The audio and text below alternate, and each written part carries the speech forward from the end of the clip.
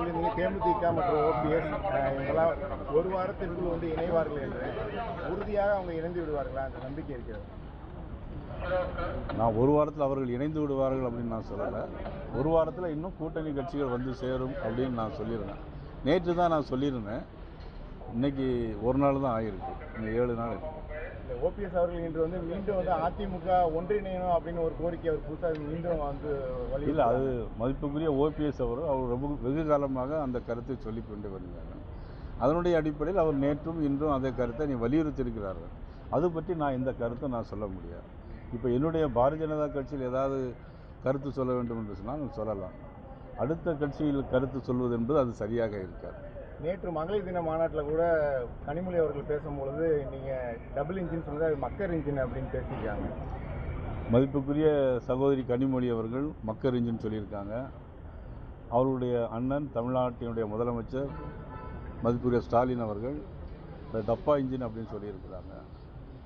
ஆனால் இன்றைக்கி அவங்க கூட்டணியிலே மக்கர் ஆகிட்டு தான் இருக்குன்னு தான் நான் கேள்விப்படுறேன். ஏன்னா காங்கிரஸ் கட்சியில் ஒரு மாதிரி சொல்லிகிட்டு இருக்காங்க. திமுக காங்கிரஸ் அது இருக்குமா, அது மக்கர் இன்ஜினாக போகுமாங்கிறது தெரியாது.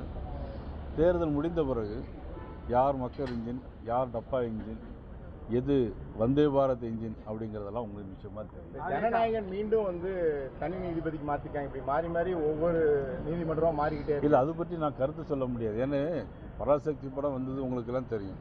அது யாருடைய படம் என்பது உங்களுக்கு தெரியும். அதாவது தேர்தல் ஆணையம் அல்லது என்ஃபோர்ஸ்மெண்ட் டைரக்டரேட் இதெல்லாம் ஒரு இண்டிபெண்ட் பாடி. அதே மாதிரி சென்சார் போர்டு ஒரு இண்டிபெண்ட் பாடி. அந்த படம் பார்த்தவங்களுக்கு மட்டும்தான் தெரியும் ஏன் கட் பண்ணியிருக்காங்க. பராசக்தியை ரிலீஸ் பண்ண அதுக்கு ஒருத்தரும் சொல்ல மாட்டேங்கிறீங்க. ஆனால் ஜனநாயகம் வந்திருக்குன்னா அதுக்கு மட்டும் ஒரு பெரிய விளம்பரத்தை தேடிட்டு இருக்கீங்க. எதுக்கு அப்படிங்கிறது எங்களுக்கு தெரியல.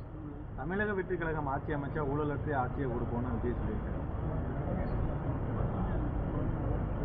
இது உங்களுக்கே சிரிப்பா தெரியலையா? சிரிச்சுக்கிட்டே கேட்குறீங்க. ஊழல் இல்லாத ஆட்சி தான் இப்போ நடக்குது. எவ்வளோ ஊழல் நடைபெற்றிருக்கிறது என்பதை மதிப்புக்குரிய அண்ணன் யூபிஎஸ் அவர்கள் கவர்னரை சந்தித்து அதற்கான ஆதாரங்கள் எல்லாம் கொடுத்துருக்கார். கிட்டத்தட்ட 4000 கோடி ரூபாய்க்கு மேலே ஊழல் அப்படிங்கிறத மதிப்புக்குரிய யூபிஎஸ் அவர்கள் கவர்னரை பார்த்து கொடுத்துருக்கிறார். 30 தொகுதியில் போட்டியிட போறீங்கன்றாங்களே, அதுக்கு மேலே வருமா இல்லை பொறுத்திருந்து பார்ப்போம். அமைச்சர் அந்த குற்றச்சாட்டு